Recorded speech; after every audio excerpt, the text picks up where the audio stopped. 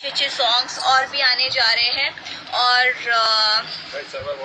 Yes, भैंस चरवा जो सॉन्ग है वो भी 1 मिलियन होने जा रहा है, तो अपना प्यार दीजिए। और जिसने भी नहीं देखा है वो जाके देखिए। हमके लइका ना चाहे डिफेंडर वाला बहुत प्यारा सॉन्ग है। और सुमित काजल राघवानी का न्यू सॉन्ग फिर से आने वाला है लियो भोजपुरी से। जी हाँ, आप लोग को बहुत ही बड़ी अपडेट बता देते हैं। और कहीं ना कहीं भैंस चरवा जो कि गाना ये 1 मिलियन प्लस क्रॉस करने वाला है, बड़ी अपडेट लेके आए हैं।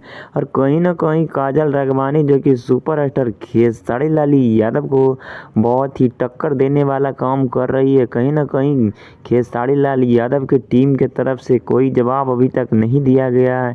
कहीं ना कहीं खेसारी लाल यादव इनको जवाब किस तरीक़ा से देंगे, इनका क्या डिसीजन है, क्या होगा क्या नहीं होगा, आप लोग इसके बारे में कमेंट बॉक्स में ज़रूर अपना राय बताएं। और कहीं ना कहीं काजल राघवानी ये सही कर रही है गलत कर रही है, आप लोग कमेंट करके ज़रूर बताइएगा। और काजल राघवानी का कैसा लगता है गाना।